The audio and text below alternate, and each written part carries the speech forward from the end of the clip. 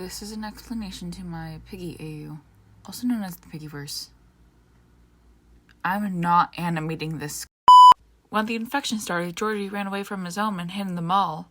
Tio found interest in his kills, dodging attacks from the infected, using someone's demise for his own good, and even being able to run away from his own home undetected. Tio got George to join the insolence, but he tried something different for once.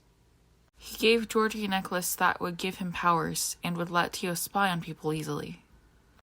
If Georgie took it off, though, he would be controlled by Tio. The rest of Book 1 stays mostly the same, other than the fact that Georgie turned Mr.P into mashed potatoes when Kitty already left the plant. After Kitty, Pony, and Zizzy got to the store, Georgie decided that he wanted to test out his powers like Tio gave him, because he never really got to use them other than when he oofed Mr.P. He teleported to the forest and tested them on some infected. He teleported back to the safe place just as Kitty, Pony, and Zizzy got back into the radio room. Both Georgie and Z were spying on them. When they got the radio working and got a signal from the Silver Paw, Georgie teleported away. Both Kitty and Pony didn't feel too good about the idea of meeting people during an infection. Zizzy wanted to, though. She wanted to see new people, so they left to go meet them.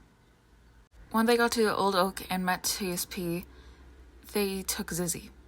Kitty insisted on telling the rest of the group, but there wouldn't have been enough time to, so they just went to the refinery.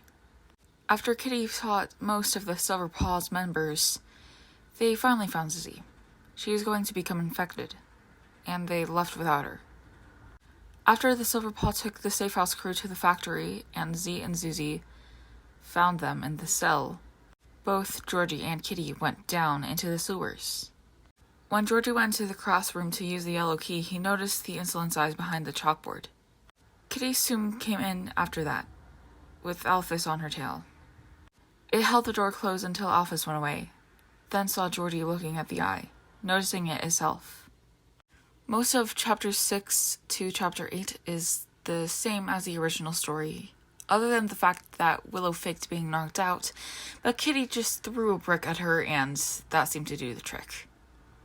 When they all got to Kona's house, Kona noticed Robby acting a bit odd, but didn't think any of it. After Kitty and Robby got back from Kona's lab, Robby started acting up when he got closer to George. It was then that Kona noticed the necklace. Then Kona pulled Georgie aside to ask about it. After they all got out of there, Tio started to talk to Kitty. Kitty tried to accept the offer, but Georgie stopped her. After Georgie stopped Kitty from joining the insolence, Willow started to fight with Georgie. After they got George to stop fighting with Willow, they finally got to the camp. Once they got into the lab, Georgie went with Kitty, which meant both of them got trapped. While they were in there, Georgie saw his sister. He distracted her so Kitty could find the cure. At this point, Georgie was doing something that Tio didn't want, so that's why Penny still tried to attack Georgie. Once they got to the room with the cure, they saw Willow and Tigry already there. Then the hidden ending goes on, but Pony was still stabbed by Marcus. Pony ends up almost infected, but they decide to give him the cure anyway. They all stayed at Kona's place until TSP came. Willow went off with them. Kona is fixing Robby's AI with the help of George. It seems like the military has found another cure because the infected aren't around as often. Right?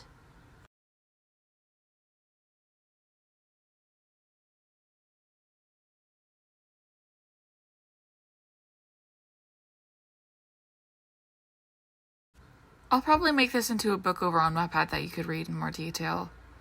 I'm not going to animate this as an entire series, though. That'd be too much time, especially with how I'm working on the Psycho House and trying to work on Piggy Intercity.